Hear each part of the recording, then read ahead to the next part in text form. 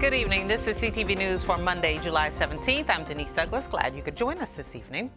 Under several Republican proposals to revamp the healthcare system, one thing has become abundantly clear.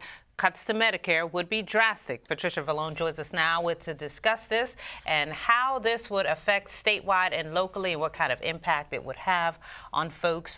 Patty, what do you have? Well, we've heard a lot about whether or not there should be a tax cut on the wealthy or not in order to bring in some of the moderate or the conservative GOP on the plans for the healthcare system reform. But what we don't hear an awful lot about is a very important federal program. And right now, quite a few people are being silent, and we want to tell you a little bit about that program, Medicaid, which usually is thought of as the insurance program for the poor, but it also has been used as a way to help those between jobs who have lost their health coverage. That was the case for Benita Spikes, a nurse who learned she had Alzheimer's before her position was eliminated. Spikes is worried that if Medicaid is cut, she won't be able to afford her prescription drugs.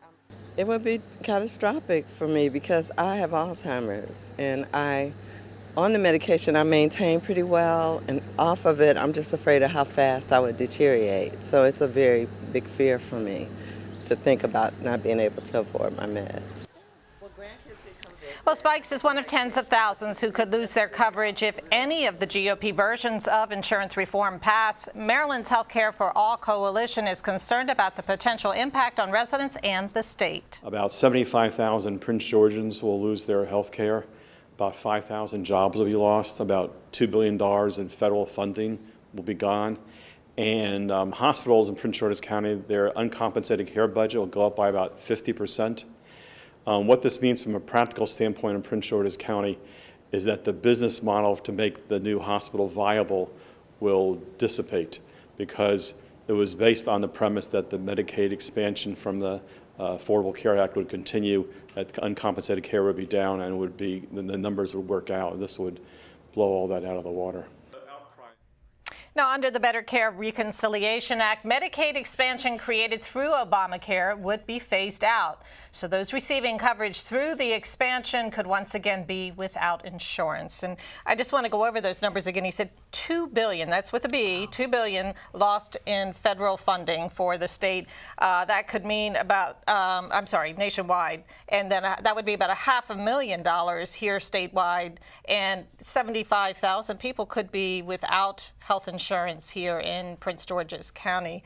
Very big numbers. Yeah, I was just about to say that. But in addition to those numbers, the monetary costs, you were also telling me that about the human costs. Yes, and that's why it's really important, because a lot of people, there's a stigma to Medicaid. A lot of people don't want to talk about that, and that's not to be compared to Medicare, which is for seniors and those who are older. Medicaid has had, unfortunately, a stigma attached to it, and it's very important to hear from people like Benita Spikes and hear their stories. Not the time to be silent. Exactly. Thank you. Okay, reaction continues to come in over the resignation of school board member Beverly Anderson in a strongly worded letter. She calls the board dysfunctional and goes on to say the school system lacks a number of things, including a coherent educational plan, solid performance measures, and an adequate budget to support the students' educational needs. Anderson was appointed to the school board by County Executive Rashawn Baker back in 2013. We spoke with the Teachers Union President, Teresa Dudley, for her opinion on the resignation and Anderson's criticism of the district. I'm surprised that she resigned, but the fact that she resigned is not surprising because it is symptomatic of the issues. When there's no recourse for the school board to get something changed because it's such a heavy lift. When you have to have a 2/3 majority to get something done, to overrule the CEO, especially when the county executive has his or her, depending on who was in there, has the ability to appoint people to so many of the positions.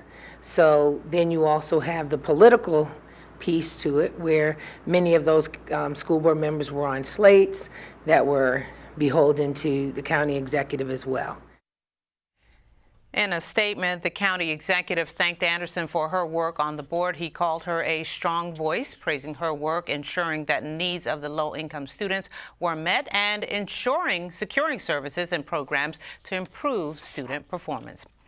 Police hope newly released security video will help them find 3 men wanted in connection with a double murder in Suitland. 22-year-old Courtney Sims and 23-year-old Anthony Douglas were fatally shot in an alleyway in the 4600 block of Silver Hill Road back on July 9th.